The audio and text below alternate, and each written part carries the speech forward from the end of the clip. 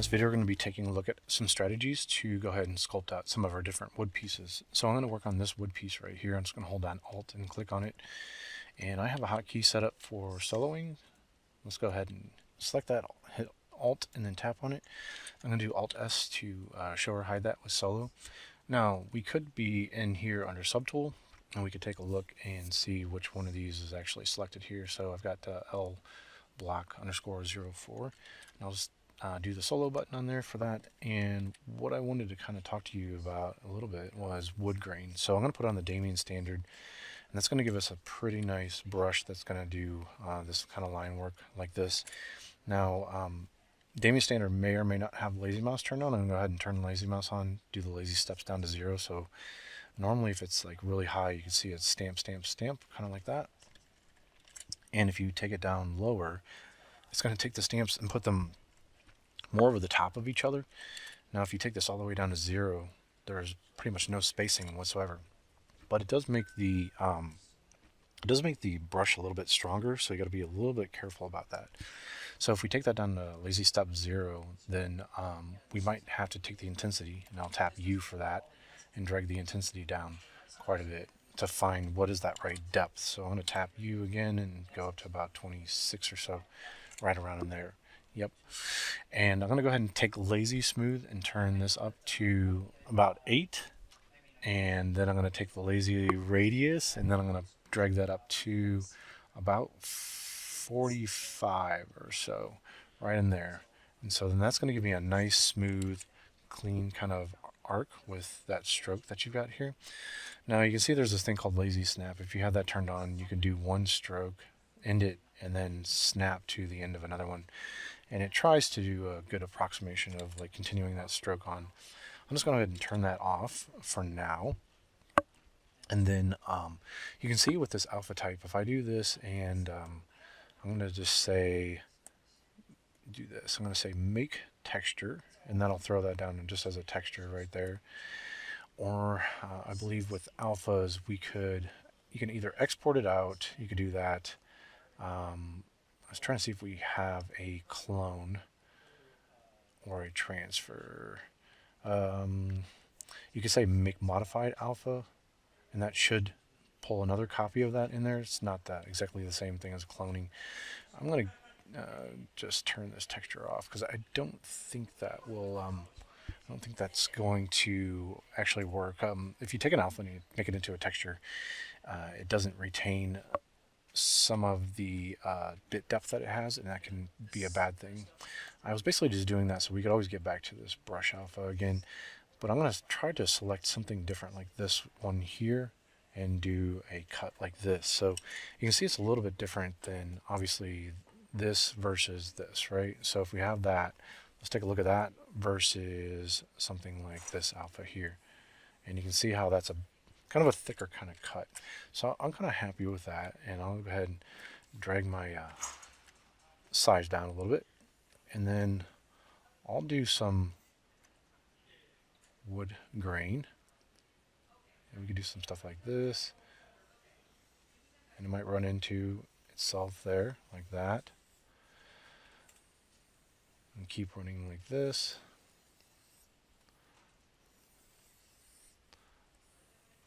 So I think this is going to be something that feels a bit more stylized for the look of things.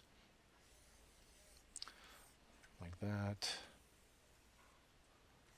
And something else that we could do, if we want to do more straight lines, I want to rotate the camera and hold down Shift at the end of this rotation. And that's going to kind of snap the camera view.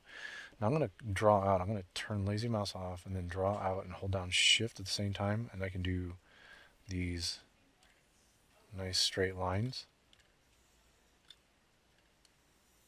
So I'm drawing just a little bit and then holding down Shift, and I can do straight lines like that.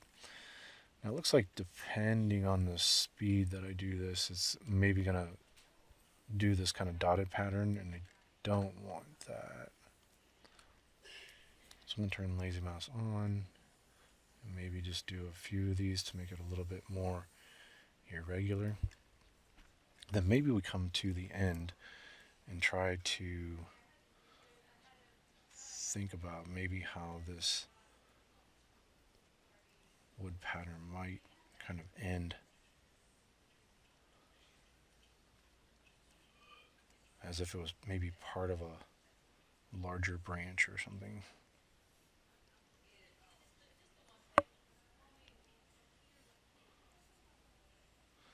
And this piece, I see the top of it. I don't see the bottom of it, so I don't need to really worry about that. One thing we could do with this, after we've sculpted this,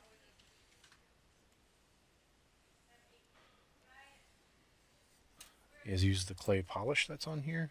I'm going to just hit that maybe once or twice and let go, and you can kind of see what we've got built up at that point.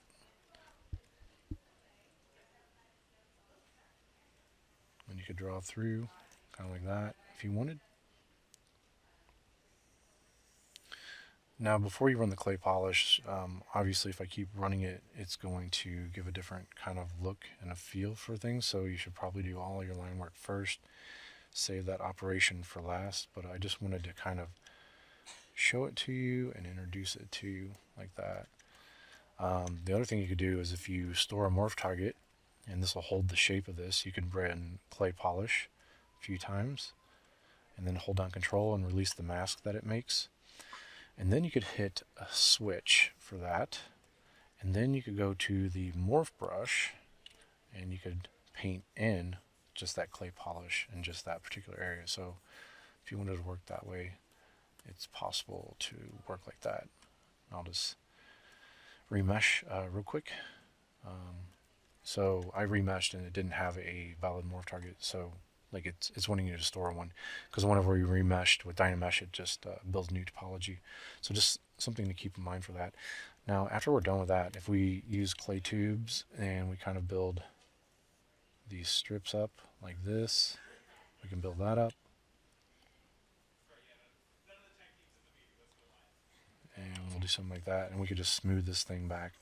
Now, if you've ever run into a case with Dynamesh where things are just super high res and it's not smoothing very much, you need a smoother strong, a stronger smooth. I can show you that. We can find that. So if we tap the comma key to bring up Lightbox, and we go to brush, and we go to the smooth folder right here, there is a smooth stronger, and you can double click that, and that will load up a smooth brush that is a lot stronger. So you can see with this Dynamesh how it's going to kind of feel like this right here. And then I'll go back to Damien Standard with this, and now we've got some kind of raised surface. I'm going to make the brush size a little bit larger like this, and do these kind of cuts in through here. So that's going to give an overall kind of texture to things, this larger kind of texture, and then these medium kind of lines.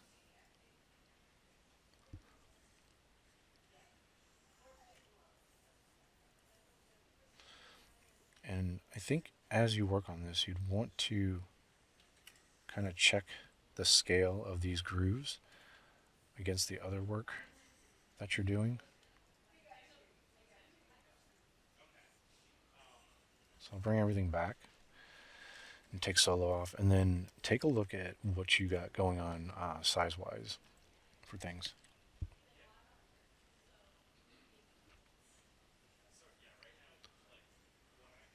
So as I've checked that against everything else, we can also do a final kind of level of things with smaller details. So we've got large and then some medium level kind of details. And then if we need to do some smaller stuff, let's look at the same thing we did for metal. And I'm going to delete the morph target. I'm going to store a morph target, run clay polish a few times, release it. The mask, just hold on control and then release the mask, and then I'll say switch for that, and then go to the morph brush and then just kind of paint some of that in like that, and then I'll take it off the morph brush just because it'll start to yell at you sometimes.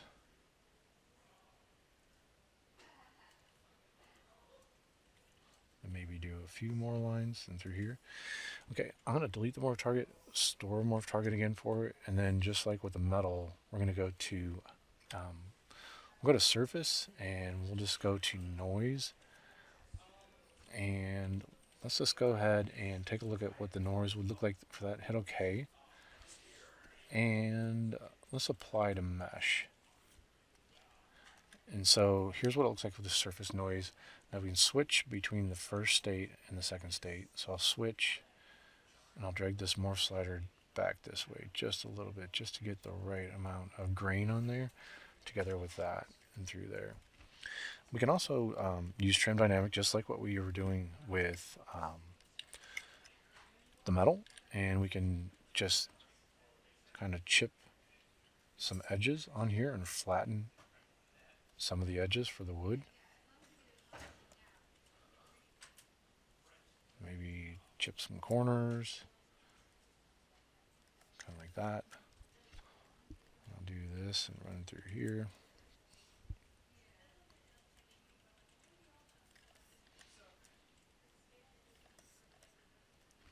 And run along this bottom edge.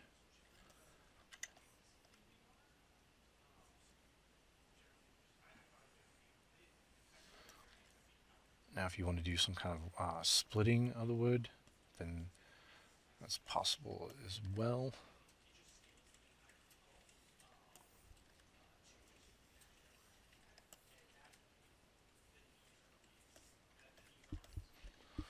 I'll just put on Damien Standard.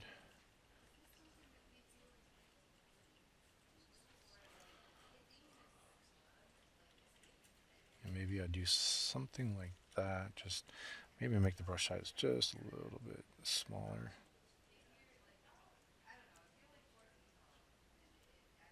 And maybe do some splitting of this a little bit. And that'll bring everything back. Now that was actually hidden under this piece of metal, but you can still see where it kind of ran off and through here. Now if I wanted to give myself some kind of landmarks, then maybe doing something right in through there would be good.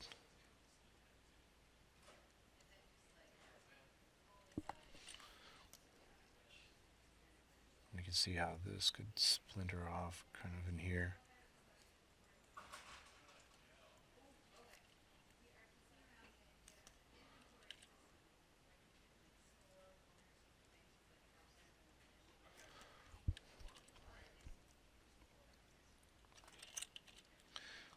Then one last thing we can do, let's do store morph target. So I got to delete this store morph target, run the clay polish on it 2 times, release the mask. I'll do a switch, do the morph brush, and then kind of flatten that out just a little bit like that. Then maybe I'll go back to H polish, and just like the metal, if we wanted to dig out little holes or something, we could do that. I'll tap U to increase the strength.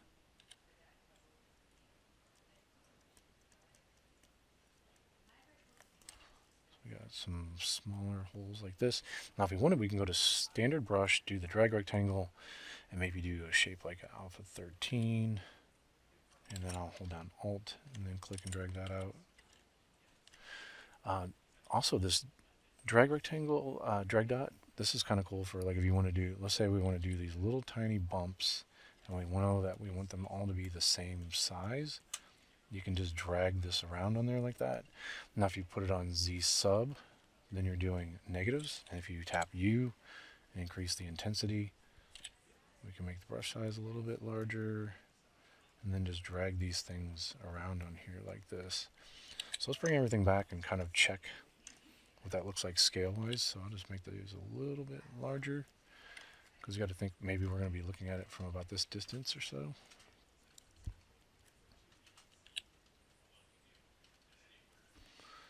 Maybe there's some larger ones, and then if we put it back on Z add, it's got something like that. And if it's too strong, just hold down Shift and then just lightly kind of smooth out some of those details that you see on there. So let's take a look and let's just render this. We'll hit Shift R. And and take a look and see what it looks like with some rendered quality. And that's starting to look pretty good. So if we take the time and we kind of build out all the different wood pieces like this with this kind of attention and kind of use some of these techniques, I think you can get a pretty good look out of things, especially mixing together with the things that you're doing for the metal.